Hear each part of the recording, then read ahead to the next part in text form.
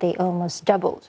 The slower pace of growth is due to high commodity prices and a weaker performance in the consumer goods sector. Chinese officials say some consumer industries are not yet at pre-pandemic levels, and they warn that the foundations of economic recovery for China are not yet secure, with uneven improvement in the corporate performance. China's economy is expected to moderate this year after logging record growth in the first quarter. One analyst explains the concerns over the health of the world's second-largest economy. With the headline industrial profit growth, we have to bear in mind two things. One is the base effect is obviously causing a lot of distortions. Even at 50-60% year-on-year growth rate, it's still an astronomical rate, and we know that it's not a genuine reflection of the real activity. The second one is that within the headline industrial profit, you got obviously the mining sector, which is benefiting a lot from the higher global commodity prices, energy prices, and so also is the sectors that are supporting mining, right? The mining equipment, the machinery manufacturers, they are also benefiting as well. But there are other industries that are taking these raw materials as inputs, so their profit margins and profitability growth would come under a little bit of pressure. But nevertheless, I think today's data is consistent with early activity numbers like the PMI, like the industrial production, manufacturing production for April.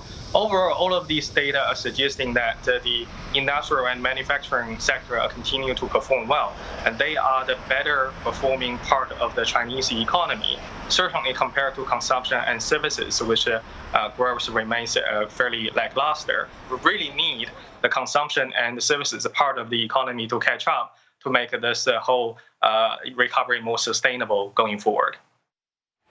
Trade talks between U.S. and China have resumed again. China's Commerce Ministry confirms that the U.S. Trade Representative Catherine Tai has spoken with China's Vice Premier Liu He over the phone. The ministry says the exchange was constructive, pragmatic, candid, and even based on mutual respect and equality. The two negotiators also underscored that bilateral trade between their countries is very important. The two countries are set to assess the fate of the U.S.-China Phase 1 trade agreement signed in January 2020. Under that deal, the USTR and the Chinese counterpart will meet every 6 months to discuss its implementation. Ms. Tai previously said she expects China to live up to its commitments under the two-year agreement, and that the path forward for their trade ties will hinge on whether or not the pact has been effective. South Korea's central bank has upgraded its economic outlook, now projecting growth this year to come at 4%, and that will be the fastest pace of annual growth since 2010. The upward revision came as the Bank of Korea kept its benchmark interest rate, as expected, unchanged at 0.5%. A surge in investments and exports due to strong external demand has propped up the country's economic rebound, even as coronavirus restrictions continue to weigh on domestic consumption. Exports jumped at their sharpest pace in April, more than a decade, while consumer inflation hit a near 4-year high, driven by higher energy and food costs. The BOK also projected that consumer inflation this year will now hit 1.8%, up from its previous estimate of 1.3%. It's now preparing to pull back on its run of pandemic-era record low interest rates. Singtel has posted its lowest earnings in at least 2 decades. Annual net profit came in at 554 million Sing dollars, down by 49% compared to a year ago. The bottom line was dragged lower by exceptional charges of close to 1.2 billion Sing dollars, including non-cash impairment charges for investments in Amobi and Trustwave. But Singtel's operating revenue was also down 5% on year. Singtel CEO said the disappointing results were mainly caused by the COVID-19 disruptions and ongoing structural challenges. But its subsidiary NCS and data center services were the bright spots, showing strong growth as enterprises rush to digitalize and transform their businesses. Singtel has begun a strategic review of some of its business units. Looking ahead, Singtel will invest more in 5G and expand its market share in Singapore and Australia. Singtel shares down as much as 3.2% at one point before paring some of those losses. It is down by 2% at the moment. The STI, meanwhile, managing to stay in positive territory, up by 0.4%. Elsewhere in the region, sentiment is being weighed down by fears that central banks might start to consider winding back their emergency stimulus. The Nikkei also hurt by concerns over a possible extension of COVID-19 emergency measures. It is down by 0.3%. South Korea tech heavyweights are leading the way south. It is down by just a touch. But the Shanghai Comp is up at the moment as subdued industrial data calmed worries over policy tightening. Shanghai Comp up by 0.4%.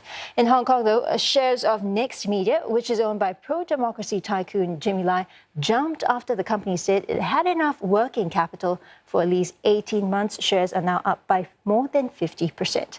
And that's it for business. Back to you. Thank you so much for that. Now, energy companies Total and Chevron have suspended payments from a gas joint venture that would have reached Myanmar's military. Dividends from Moatama Gas Transportation Company reportedly amounted to some $350 million last year. France's Total operates MGTC's pipeline linking the offshore Yadana gas field through Myanmar to Thailand. Chevron also backed the decision to stop new investments in the project, an important source of revenue for Myanmar's army. Both Chevron and Total have been under pressure to stem funds to the military since the coup and deadly crackdown on protesters. The companies condemned the violence and human rights abuses, but said they would continue to produce gas from the field so as not to disrupt electricity supply in Myanmar and Thailand. No one's representing Myanmar at what's arguably one of the most important gatherings in the WHO's history.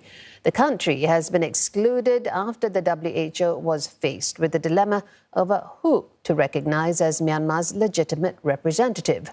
Both the military and the ousted civilian officials sent in requests for this year's gathering, which began on Monday. At the same time, serious allegations are emerging against the military after an investigation by the Associated Press and a human rights lab at UC Berkeley. They allege the military is using bodies of victims as tools of terror. The report says videos and photos recorded in various cities across Myanmar show bodies being hauled away by the army and police. The report alleges autopsies have been carried out without permission and that deaths were blamed on falls and heart attacks. This contradicts eyewitness accounts and images captured by protesters and journalists. A rights group says more than 825 people have been killed since the coup began. Coming up, 10 years on in the Fukushima nuclear disaster, some former residents have started to come back. Later, a look at water quality in Singapore's reservoirs by unmanned drones. I long to visit the other side of the Korean border. The desire has grown stronger ever since I started reporting on the Korean peninsula. Many times, my dream to cross into the north had turned into despair. But recent development has restored my belief that there's still hope. It's not about unification. It is more about reuniting Koreans cruelly separated by politics and ideology.